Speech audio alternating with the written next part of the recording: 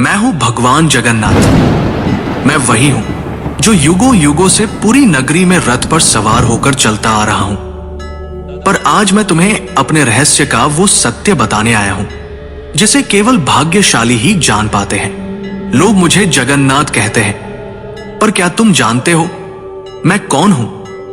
मैं वही हूं जो द्वारका में श्री कृष्ण था, वही जिसने अर्जुन को गीता सुनाई, वही जिसने राधा के प्रेम को साक्षात ईश्वरत्व में बदल दिया, वही जिसने अधर्म के सामने धर्म को विजयी बनाया। जब द्वारका का अंत हुआ, मेरा पार्थिव शरीर समुद्र में प्रवाहित कर दिया गया, पर मेरा हृदय, मेरा चेतन तत्व नष्ट नहीं हुआ।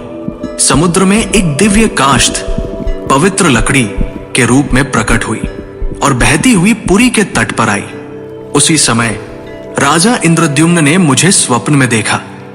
हे राजन, ये कोई साधारण लकड़ी नहीं, ये मेरा शरीर है, इससे मेरा विग्रह बनवाओ। राजा ने आदेश दिया।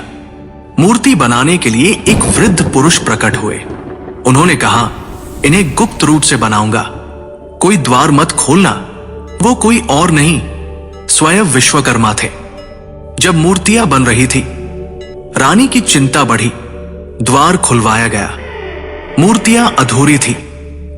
मेरे हाथ नहीं थे, मेरे चरण नहीं थे, पर तभी आकाशवाणी हुई, यही मेरा विराट रूप है, यही मेरा जगन्नाथ स्वरूप है, जहां मैं हर सीमा से परे हूं। जो मूर्ति नहीं, चेतना है, जो धर्म का रक्षक है। राजा ने मेरे उस दिव्य हृदय को मूर्ति में प्रतिष्ठित किया।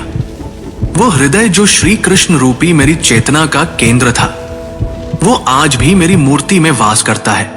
हर 12 से 19 वर्षों में जब मेरी मूर्तियां बदली जाती हैं, उस हृदय को गुप्त रूप से नव विग्रह में स्थापित किया जाता है।